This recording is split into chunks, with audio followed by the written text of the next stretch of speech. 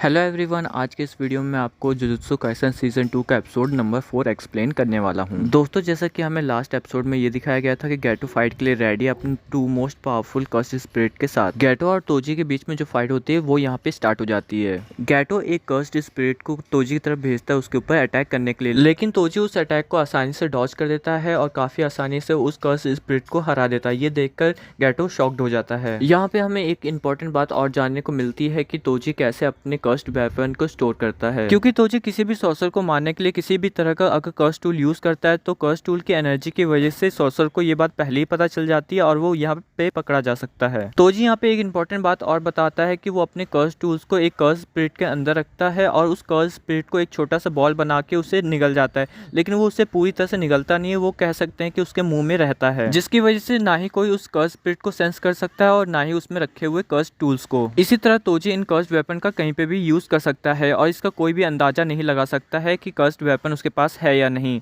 ये सुनकर गैटो हैरान हो जाता है। गैटो यहाँ पे अपना थोड़ा सा दिमाग लगाता है और वो सोचता है कि वो किसी भी कर्स्ड स्पिरिट को मैनिपुलेट कर सकता है आसानी से। तो यहाँ गैटो एक बात सोचता है कि क्यों ना तोजी के कर्स्ड स्पिरिट को यहाँ पे आसानी से मैनिपुलेट कर लिया जाए। यहाँ पे गैटो तोजी के ऊपर एक बार फिर अटैक करता है और ये अटैक तुरंत करने के बाद वो तोजी के डायरेक्ट पीछे आ जाता है उस कर्स्ड स्पिरिट को मैनिपुलेट करने के लिए। गैटो यहाँ पे तोजी के कर्स्ड स्पिरिट को मैनिपुलेट करने लगता है। ये बात तुरंत सेंस कर लेता है तोजी, और तोजी यहाँ पे कर देता है अटैक गैटो के ऊपर। इस अटैक को गैटो डॉच नहीं कर पाता है और वो वहीं पे खत्म हो जाता है। ये सब हो जाने के बाद जिस बिल्डिंग पे उन लोग खड़े होते हैं वो बिल्डिंग गिर जाती है और यहाँ पे हमें एक बात पता चलती है कि जो हमारा गैटो है वो मरा नहीं होता, पूरी तरह से खत्म नहीं हुआ होता है, उसे काफी चोट लगी रहती है बस। तोजी उस जगह से जाने से पहले गैटो से एक बात और कहता है कि कोई भी सॉर्सर इतने कम अटैक से नहीं मरता है। अगर तुम शिकिगामी यूजर होते तो मैं तुम्हें कब का मार चुका होता।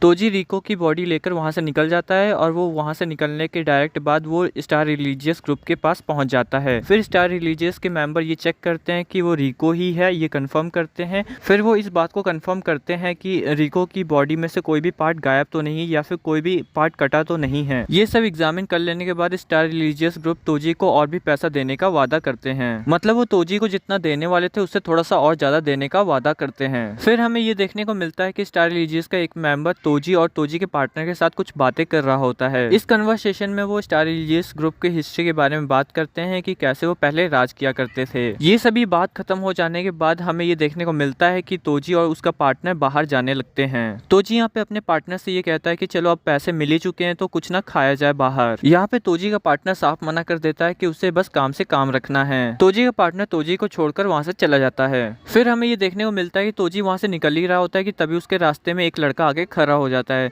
तोजी तो पहले उसे नहीं देख पाता कि वो कौन है, लेकिन फिर उसके बाद उसे पता चलता है वो कोई और नहीं बल्कि गोजो सातोरो है। गोजो बिल्कुल भी सही तरीके से बात नहीं कर रहा होता है और वो एकदम पागलों की तरह बात कर रहा होता है। अब उसे किसी भी चीज से फर्क नहीं पड़ता है और वो तोजी को यहाँ पे ये भी बताता है कि वो कैसे बचा। गोजो यहाँ पे तोजी को ये बताता है कि उसने मरने से पहले एक बार ट्राई किया रिवर्स कर्स टेक्निक का और वो उसमें सक्सेसफुल भी हो गया। गोजो यहाँ पे तोजी को बताता है कि उसने रिवर्स कर्स टेक्निक का यूज करना सीख लिया है। गोजो यहाँ पे इससे पहले भी रेड कर्स टेक्निक का यूज करना सीख रहा था, लेकिन वो उससे सक्सेसफुल नहीं कर पा रहा था। गोजो ने यहाँ पे रेड कर्स टेक्निक का यूज करना सीख लिया है। कर्स टेक्निक जो होती है वो निगेटिव होती है और यहाँ पे जब दो कर्स टेक्निक को मिलाया जाता है तो एक पॉजिटिव कर्स टेक्निक बनती है, जिसे हम रिवर्स कर्स टेक्निक भी कहते हैं। और इस टेक्निक की मदद से हम अपने आप को हील भी कर सकते हैं। जो कर्स टेक्निक होती है वो आपको स्ट्रेंथ तो देती है, लेकिन वो आपके बॉडी को हील नहीं कर सकती है। लेकिन जो यहाँ रिवर्स कर्स टेक्निक है, अब वो उसके पास आ चुकी है तो वो अपनी बॉडी को इसकी मदद से हील भी कर सकता है। मतलब अब गोजो के पास स्ट्रेंथ भी है और हीलिंग फैक्टर भी है।